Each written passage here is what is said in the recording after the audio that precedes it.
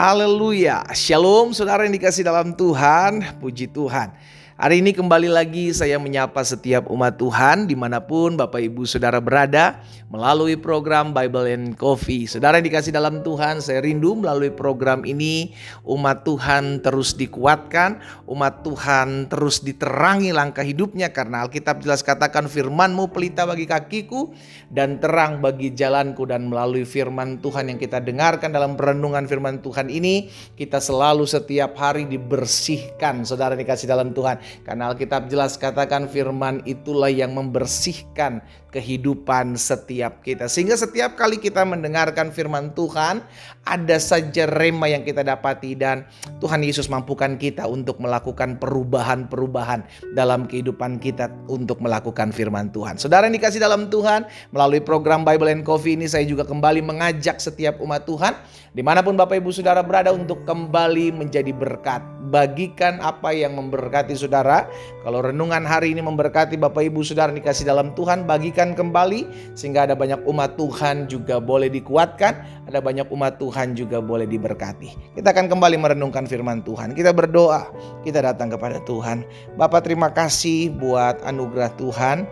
Terima kasih buat kasih setia Tuhan. Terima kasih buat pertolongan Tuhan. Kalau hari ini kami boleh ada dengan tidak kekurangan sesuatu apapun, Tuhan Yesus tolong kami, urapi kami, sehingga ketika kami memulai hari kami bersama-sama dengan Tuhan, maka ada tuntunan, ada arahan, ada pimpinan Roh-Mu dalam kami menjalani hari-hari hidup kami. Karena kami tahu dunia di mana kami hidup bukanlah dunia yang mudah untuk kami lewati, tetapi bersama Yesus kami cakap menanggung segala perkara.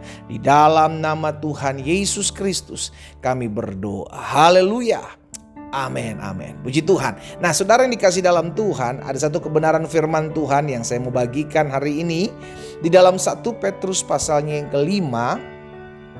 1 Petrus pasal yang kelima ayat 8 dan ayat 9. 1 Petrus 5 ayat 8 dan ayat 9. Petrus bilang begini saudara, sadarlah dan berjaga-jagalah. Sama-sama bilang sama saya harus sadar, saya harus berjaga-jaga. Kenapa kita perlu sadar? Kenapa kita perlu berjaga-jaga? Karena lawanmu, si iblis, berjalan keliling sama seperti singa yang mengaum-ngaum dan mencari orang yang dapat ditelannya. Sebelum masuk dari ayat 9, saya mau ajak setiap kita, umat Tuhan, untuk menyadari hal ini. Sadar bahwa setiap hari adalah hari perjuangan. Setiap hari saudara dan saya ini kita harus adakan peperangan. Ya, karena lawan kita si iblis ini gak akan membiarkan kita lengah. Lawan kita si iblis ini gak akan membiarkan kita santai. Sehingga akhirnya setiap hari dia mengelilingi kita. Dia cari kapan kita jatuh, dia cari kapan kita lemah. Jangan pernah buka celah sedikit pun saudaraku. Sehingga ketika kita buka celah sedikit pun, maka dia akan masuk, dia akan hancurkan, dia akan lululantahkan kehidupan kita. Ingat, pencuri hanya datang untuk mencuri, membunuh dan membinasakan. Hati-hati sekali, makanya perlu sadari hal ini. Makanya ayat pertama dikatakan dalam ayat 8, sadarlah. Sadari hal ini. Ketika kita udah menyadari, maka kita mesti apa? Berjaga-jaga. Pasang kuda-kuda, waspada sekelilingmu. Jangan sampai engkau masuk jebakan si iblis. Ayat selanjutnya ayat 9. Lawanlah dia, sama-sama bilang sama saya, iblis harus dilawan. Amin. Jangan sampai justru kita menjadikan iblis bukan lawan, kita jadikan dia kawan, saudara. Wah, ini bahaya. Iya kan?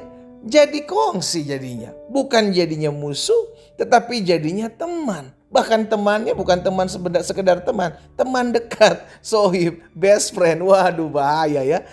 Lawanlah dia dengan iman yang teguh. Jadi ketika kita sadar bahwa iblis ada sekeliling kita, mencari kita, menjatuhkan kita, berusaha mencari-cari kelemahan kita, maka kita mesti sadari. Ketika kita udah menyadari, maka kita harus berjaga-jaga. Setelah itu kita mesti ingat bahwa iblis adalah lawan saya. Saya harus melawannya. Caranya bagaimana kita melawan? Dengan iman. Gak bisa pakai yang lain, saudaraku. Kita perlu melawan iblis dengan iman. Bagaimana iman dapati? Bagaimana kita mendapati iman? Iman timbul dari pendengaran, pendengaran akan firman Kristus. Jadi setiap hari kalau kita bilang kita akan melawan iblis, maka setiap hari kita harus berjaga-jaga. Dengan apa? Dengan merenungkan firman. Nah, ini dia. Itu sebabnya kenapa saya rindu agar setiap umat Tuhan tetap terus tertanam dalam firman Tuhan. Sehingga kita bisa menjadi lawan yang imbang. Iya kan? Bukan kita dikecilkan oleh iblis, justru kita yang mesti menaklukkan. Makanya Alkitab katakan, lawanlah dia dengan iman yang teguh. Sebab kamu tahu bahwa semua saudaramu di seluruh dunia menanggung penderitaan yang sama. Jadi saudara yang dikasih dalam Tuhan semua loh, bukan cuma kita. Bukan cuma kita yang diintimidasi, bukan cuma kita yang berusaha dilemahkan, dijatuhkan iman kita. Bukan, semua orang percaya. Jadi hati-hati sekali, ingat, kita belajar hari ini, sadari ya, ketika kita udah menyadari bahwa iblis masih bekerja sampai hari ini loh, mencari jiwa loh, iya kan? Dia mencari orang yang dapat ditelannya. Sadari dan berjaga-jaga. Lawanlah dia. Bagaimana kita melawannya? Dengan iman yang teguh. Bagaimana kita bisa memiliki iman yang teguh? Renungkan firman, karena iman timbul dari pendengaran firman Tuhan. Yakobus 4 ayat yang ke-7 bilang begini, karena itu tunduklah kepada Allah dan lawanlah iblis. Ya, lagi-lagi Alkitab mengajarkan kepada kita iblis harus dilawan, bukan dijadikan kawan. Ya, maka ia akan lari daripadamu. Lihat saudara dikasih dalam Tuhan, iblis harus dilawan supaya dia lari. Karena kalau kita berteman dengan dia, maka dia gak lari. Dia selalu ada dalam kehidupan kita. Nah, ini bahaya saudara dikasih dalam Tuhan. Akhirnya kita mesti sadari, kita ini adalah lawannya iblis, bukan kawannya iblis. Sama-sama taruh tangan kanan kita di dada. Sama-sama bilang sama saya lawannya iblis, bukan kawannya iblis. Amin.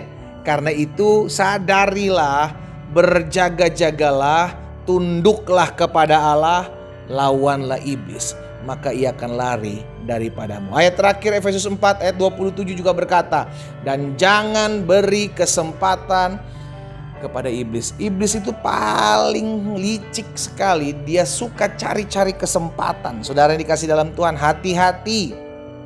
Kapan kesempatan itu terjadi? Ketika kita membuka celah, ya. Celah kepahitan, celah bohong, ya kan? Celah berkata-kata kasar. Hati-hati, segala celah iblis akan cari untuk meluluhlantahkan hidup orang percaya. Karena itu sadari pertama, yang kedua berjaga-jaga, dan yang ketiga lawanlah dia. Dan yang keempat, tunduklah kepada Allah. Dengan otoritas yang diberikan kepada Allah, engkau bisa melawan iblis. Dan Alkitab katakan, ia akan lari daripadamu. Ingat, iblis lawan kita, bukan kawan kita. Kita berdoa. Bapa, dalam nama Yesus, hari ini kami bersyukur kembali kami disadarkan oleh firman Tuhan.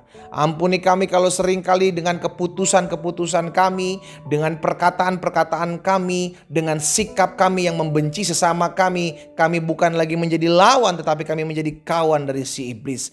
Ampuni kami Tuhan Yesus. Tapi hari ini kami diingatkan firman Tuhan untuk sadari dan berjaga-jaga untuk melawan si iblis dengan iman yang teguh. Sehingga pada akhir iblis lari dari hidup kami. Tuhan Yesus, hamba berdoa buat setiap umat Tuhan.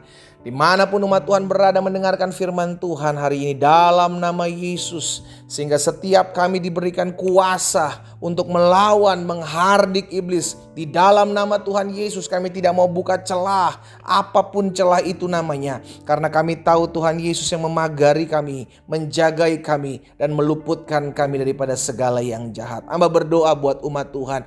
Pagari mereka dengan pagar perlindungan Tuhan. Penuhi hati mereka dengan penundukan diri kepadamu ya Allah. Dan di dalam nama Tuhan Yesus ada kuasa yang Allah berikan bagi kami. Hamba juga berdoa buat yang sakit, karena hamba percaya ada tertulis, disampaikan firman, disembuhkan mereka dalam nama Tuhan Yesus. Dan kami percaya oleh bilur-bilur-Mu kami yang sakit hari ini sudah dijamah dan disembuhkan Tuhan. Dalam nama Yesus Kristus Tuhan, jadilah sembuh oleh kuasa bilur Yesus. Terima kasih Bapa. Di dalam nama Tuhan Yesus Kristus kami berdoa. Haleluya. Amin. Kita nikmati kopi kita saudara. Haleluya. Ingat, iblis itu dilawan, bukan dijadikan kawan. Tuhan Yesus memberkati kita semua.